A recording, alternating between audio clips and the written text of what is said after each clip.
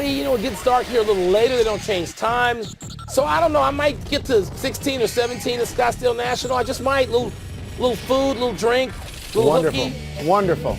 They ask about you.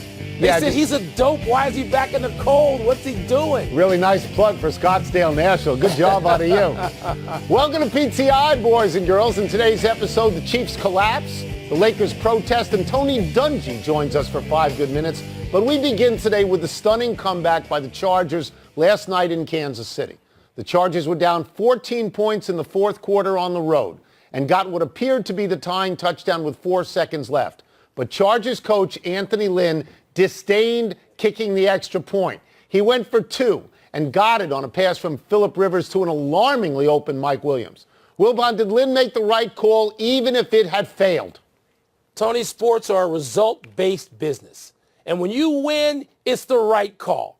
I don't care what happened leading up to that. If you win, and particularly when you're on the road in the NFL and you're playing a team that appears to be as good a season as you're having, slightly better than you, I thought, of course, this could be insane. Yeah. Because if they fail at this, Anthony Lynn is going to get crushed by traditionalists, people who say kick the point, go to overtime.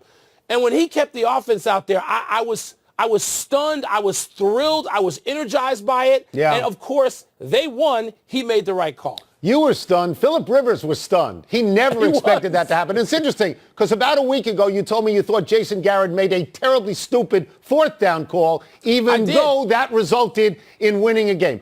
I would not have done this. I would have kicked the point and I would have said, I got the best team out here right now. I've scored the last 2 touchdowns. So I understand it worked. I wouldn't have done it. On the other hand, he had nothing to lose because even winning the game, the Chiefs still own the tiebreaker. He's already in the playoffs. There was absolutely nothing to lose. Now he puts pressure on Kansas City now because they've got a tough game coming up, I believe. And so maybe he can pass them, but I think he did it because there was nothing to lose. But Tony, let me go back, and you're right. He's on the road. He's playing in what I think is probably one of the 3 most hostile environments in football. Lambeau would be one of the others. New Orleans, I guess. Seattle, New Orleans, those are tough. But Tony, Seattle. But Tony, here's what you just said. You said if you're him, you're thinking, I got the best team. I'll go to overtime. Well, if you got the best team, win the game now. Mike? Why prolong it? Why do that? I mean, it's a new school of thought that you and I are not comfortable with. I have a statistic for you. In the last 15 years, attempts for 2 points in the last minute of play have succeeded 4 out of 11. So the odds were against him. They were. But he won. They were against him. What a game. Yeah. It was a thrilling game last night. All that quiet you hear, is coming from the Show Me region, where Chiefs fans have seen this movie many times before. It goes like this. The NFL calendar turns to December, and the Chiefs somehow begin choking it away. Tony, Kansas City's been awfully, awfully good all season. But from what we saw last night, do Chiefs fans need to moderate their expectations even before the playoffs begin? So let's look at that season. The Chiefs have 3 losses. They have lost to the Patriots. They have lost to the Rams. They have lost to the Chargers. 3 teams that are in the playoffs. They've lost by a total of 8 points. And that this is as good a resume as there is in the league right now. So if you want to believe in the Chiefs, I think you still can believe in the Chiefs. The bad part for the Chiefs is the defense, particularly the defensive secondary. They are now 28th in the league in points allowed. And Mike, I think you can win the Super Bowl being 18th. I don't know that I don't know that you can win it being 28th. I don't. Tony, I don't think it's happened at all. It may have happened once. But, part of this is we talk about culture in sports, and it's often overused word, but it's not overused in Kansas City. It's not the equivalent of the Cubs in 108 feudal years or whatever it was. But, Tony, I've been covered the league when Kansas City had some really good teams. And Andy Reid has had a couple already, and they somehow seem to go out early. God knows Marty Schottenheimer had some great teams, winning the playoff games at home. And John Elway or somebody would just sort of zap them. And so people there are conditioned. They're conditioned to say, my God, we've got this wonderkind kid, and he's playing at a level that we've never, perhaps, not even the great Joe Montana at the end of his career played as well as this kid over a sustained period of time. I understand why people there are in the fetal position already this morning. But, I mean, people are there for now we're saying the Chargers are really good, and the Chargers have never succeeded in the playoffs with Phillip Rivers So you never really know. I was mistaken. It's in my ear that's 3 losses by a total of 7 points. The thing about the defense is, Mike, they put so much pressure on Mahomes. He delivered 4 touchdowns and it wasn't enough. And what are you supposed to do? At some point, you know what? Your defense has to play. Here we are in December, repeatedly now talking about defense in the NFL. The marquee game Sunday afternoon is New England at Pittsburgh. Pittsburgh has lost 3 games in a row and is in danger of being passed by the Baltimore Ravens, who host Tampa Bay this weekend.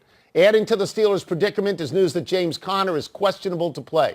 Wilbon, does this feel like a must-win game for the Steelers? Absolutely, yes, Tony. The Steelers have just been going down the toilet bowl the last few weeks. You know, San Diego in Pittsburgh. I'm still calling San Diego, sorry. Comes from behind. You know, what was it, 16 down to wind up beating Pittsburgh? You're like, how long is this going to go on down in the with third the Steelers? Quarter. Well, it can't go on much longer. Now they're going to make the playoffs. Now, where they have some room, they have some wiggle room. The Ravens' schedule is crazy. The Ravens have a game in Southern California against the Chargers in San Diego, as far as I'm concerned. So Pittsburgh, it may not be a must-win by definition, but it feels like one to me. What about you? I agree with you. I think it's an absolute must-win for them because they're at Saints. They're not going to win that game. That's right. They're not going to go there and win that game. So Tony, be careful. These are the Steelers. They have a way of coming through in December like other teams choke. The Steelers have a way historically of coming through. If Miami had not beaten New England last week, I would have doubled down on the Steelers this weekend. But what happened to the Patriots, I think, has put Belichick and Brady into DEFCON 5. I think you're going to see a great effort by them. And I just want to go to the glasses to tell you how Tom Brady has done against Mike Tomlin. Since 2007, when Tomlin took over the Steelers, Brady has completed against the Steelers 71% of his passes for 23 touchdowns and 1 interception. And he's 7-1 against Mike Tomlin. So I do think it's an absolute must game, and I'm not one of those people who necessarily thinks they're going to win it. What do you think? I don't know, because I've given the Steelers the benefit of the doubt for these 3 weeks, and they don't appear to be the Steelers. But Tony, I'm not going to underestimate Mike Tomlin. Okay. Talking about a team that's in DEFCON 5. What is Pittsburgh in? I mean, if New England is that, and they're going to get in the playoffs and win the division, what is Pittsburgh in? That is a, with all due respect to my Bears and the Packers, I will give it to you. Stop with the Bears. Huge. I'm not going to stop with them. You stop with your teams that you slurp up. I don't have a team. Well, no, you don't. The Redskins. No, do you have I a don't have a quarterback team. yet? Let's move to a compelling game in the NBA last night. The Rockets beat the Lakers in a game that contained a half dozen screaming headlines at least. Let's start with James Harden getting 50 and a triple-double and a whole lot of foul shots. The Beard took 19 free throws, hit 18 of them, while the Lakers made just 15 of their 27. LeBron and a few other Lakers played several possessions with their hands behind their backs voluntarily to emphasize what they thought were dreadful calls. Tony, is that an effective protest? I think it's more than effective. I think it's absolutely brilliant. James Harden's game since he got to the NBA is to drive to the basket, is to put the ball up, to make the shot, and to get fouled. But he initiates contact as often as the contact just nails him. And this is the Lakers saying, you know what I'm going to say now is true. That for years, in advance of big games, Pat Riley and Phil Jackson in particular would talk about foul calls and what they expected to see and how it had to work both ways. And they were able to get that point across to the league because they were important. LeBron James is important. When he puts his hands behind his back, the league notices that. This was, to me, a great protest. How about you? I disagree. Okay. Tony, it's a great protest when coaches do it. Because officials can deal with coaches on one level, but on the floor, my dear buddy James Capers, a tremendous NBA referee for a long time, was working that game last night. And I'm not going to say they're going to take it out on players intentionally, but referees have memories. They have feelings. These are players doing this. And LeBron, look, James Harden gets too many calls. Yes, he does. So does Chris Paul. You know what? If James Harden leads the NBA in getting too many calls, who's second for the last 15 years? and we love him, and he's the greatest thing since sliced bread. Paul is second. LeBron James. LeBron James gets hacked more than anybody in the league. LeBron James gets hacked, He and does. he gets way too many calls, even though he doesn't play as much bully basketball. It was brilliant what they did. This can backfire. You let your coach do it. You don't do it. No, their coach. No, Luke Walton doesn't have that stature. LeBron has that stature. He does. Today, LeBron has the Adam stature. Silver is looking at that because this morning, Tim Legler did 5 full minutes on that. This is a real story now, and now we move on. Let me ask you this. Were the referees in with Tim Legler in that studio? No. The referees are going to work the next few referees are going to get, hello, Adam Silver. Okay. According to the MMQB, Heisman Trophy winner Kyler Murray has submitted his name to be evaluated for the NFL draft. And several NFL scouts are under the impression that Murray will indeed enter the draft. In recent days, Murray's baseball agent, Scott Boras, has softened his stance from how it is a done deal that Murray will play baseball to Murray, quote, has every intention, unquote, to play. Wilbon, do these indications persuade you Murray will play in the NFL? No, I don't get persuaded by kids who are 21 years old. You've already been through this in your life a couple of times. I'm approaching it at some point eventually. No, they change their minds every day. They change their minds by the hour, like they change their sneakers. No, I don't know what he's going to do, and neither does Scott Boras, neither does his parents, and maybe neither does he. So I'm watching this with great interest. I'm fascinated by it like I've been fascinated with other people, including John Elway, when his decision was a little less because he was so much better in one than the other. Tony, I don't know. Yeah. Do you think you know what this kid's going to do? It's not that I know, but I think you go to the money. He's already received almost $5 million from Oakland, but he'll have to spend 2 to 3 years in the minors, and then he's got 6 years before he can go to arbitration and get the real big money in baseball. If you are drafted in football, you're in the NFL. There's no minor league. And you can play like Baker Mayfield and a bunch of other guys this year right away. Lamar Jackson, one of those guys, last pick in the first round, Mike, last pick, $8 million in guarantees, which, though I'm not a math major, seems to me to be more than $5 million. 4.5. So I think he was so good this year, I think the temptation will be there. I do. Oh, sure. But the temptation is going to be on both sides. What happens if he goes to spring training and has a couple of, like a great week?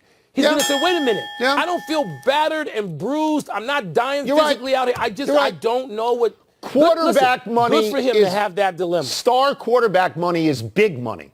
Let's take a break. Coming up, someone came on the show before the season, told us to look out for the Chargers. That someone was Tony Dungy, and he joins us next. We'll also ask him whether he's convinced that defense still wins championships. Tony, you think LeBron gets calls? Tony, don't do an obvious objection. Pardon the interruption is brought to you by Reese's Peanut Butter Cups. Not sorry, Reese's. A full weekend of football in the NFL awaits. Games on Saturday, Sunday, and of course Sunday night. Joining us from NBC's Football Night in America is studio analyst and Hall of Famer Tony Dungy. Let's start with this. You coached for a long time. Maybe this happened to you. If you were coaching a team that blew a 14-point lead with 5 minutes left, albeit on short rest, how concerned would you be with that team?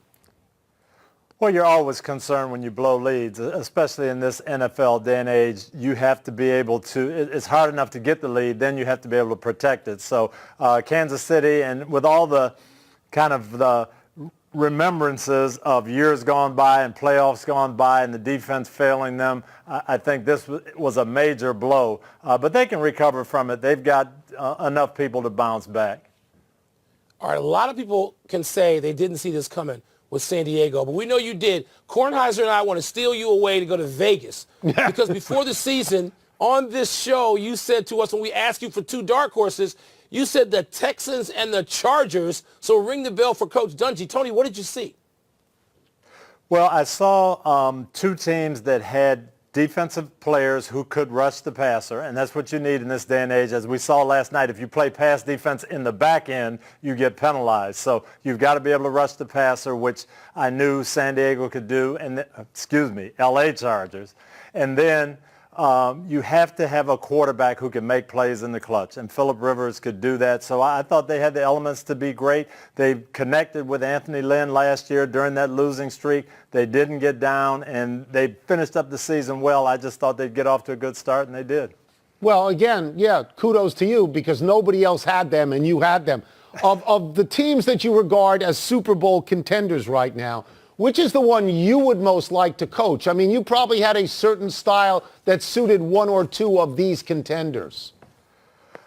I would love to coach the Chargers right now because of what's happened this last month. When you can go to Heinz Field, get down by 16 points, and come back and win, and then you can go to Kansas City and get down 14 and come back and win. You know you've got what it takes to go on the road, to be in tough situations, and believe in yourself. They've got the pass rushers, which I love. They've got speed. They've got big play receivers. I think they've got everything you need if their kicking game comes through. Wilbon was disappointed. He hoped you would have said the Bears, because that would have meant that you thought they were a Super Bowl team. Well, the Bears are a good team. There's a lot of traffic, though, in the NFC right now. I think it's going to be tough going to New Orleans or to Los Angeles for any of those teams below that. Those teams just play so well at home. I think it's going to be difficult. All right, Tony, we want to rely on your defensive expertise over decades here for a second. At least I do.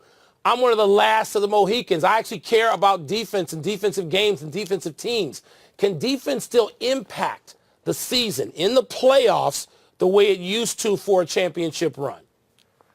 I think it really can, and we've seen it. We've seen New Orleans be red hot and then go to Dallas and get shut down. We saw the Rams very hot go to Chicago and get shut down. So it can happen, but you've got to have pass rushers, and then you've got to play with a little poise and a little moxie. I see so many of these teams just playing man-to-man coverage, bump and run, doesn't matter what the situation is, that's what we do. I think you've got to tailor it to the team that you're playing. But I think defense can still make a difference, and I think the teams that can play defense are going to end up winning the Super Bowl. That makes Wilbon very happy. Let's go to Sunday Night Football. You've got the Eagles and the Rams. The Eagles are on the road. They're likely without Carson Wentz. They're facing a team that's 11-2. They're the defending Super Bowl champs, and they have not come up large at all. What, if anything, works in their favor now?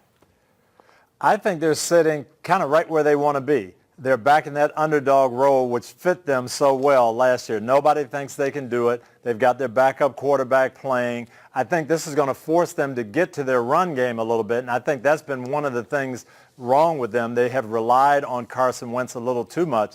I think if they end up running Adams and running Sproles and their defense saying, you know what, we've got to do some things to get Nick Foles the ball. We've got to step up a little bit. No one expects anything. I think we're going to have a great game Sunday night. Thank you, Tony. Thanks for being with us, and it's lovely to see you when you're on Football Night in America. Thank you. Thank you, guys. Always great to be with you.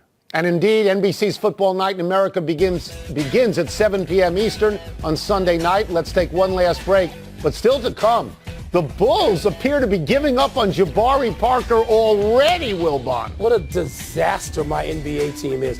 And an NBA team is said to be interested in trading for, brace yourself, Tony, Markelle Fultz. We will tell you who. Yeah, they'll trade Jabari Parker out of Chicago for Markelle Fultz. You know what? Nothing would surprise me right now with what the Bulls are doing. Nothing.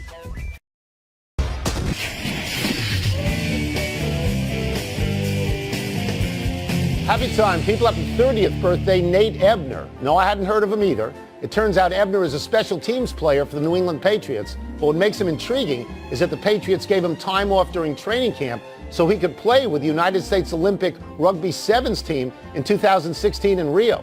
Ebner is the first active NFL player to compete in the Olympics since Herschel Walker was on the bobsled team in 1992. Tony, rugby and cricket, the two big-time international competitions I've never seen in person. What about you? Cricket I've seen, not rugby. Happy anniversary, Joe Horn. On this day 15 years ago, the Saints receiver whipped out a flip phone that was hidden under a goalpost pad to celebrate a touchdown. Horn was fined $30,000 for this stunt, and Michael Thomas famously reenacted the celebration last month. Interestingly, Thomas was fined the same amount as Horn, undercutting the notion of inflation in the last 15 years. I'm sort of amazed in retrospect that flip phones were around that long ago. I thought they were like 10 years ago, 8 years ago. You're old. Happy trails to the Bulls rotation for Jabari Parker. Wilbon, the Chicago native, who you called a transformational player when he was at Duke, now finds himself out of minutes for the Bulls. Played just 4 minutes last night. There appears to be no future for Parker, who signed a 2-year, $40 million contract in July, but the second year not guaranteed. I hate to see things end badly at home for Derrick Rose and Jabari Parker. They're talking about trading him, the Bulls are now. The Bulls are a mess right now, Tony. One correction, NORAD called DEFCON 5 is when everything is okay. DEFCON 1, get under the chair. Let's go to the big finish. Aaron Rodgers hasn't thrown a pick in 368 passes. Will that streak end against your Bears?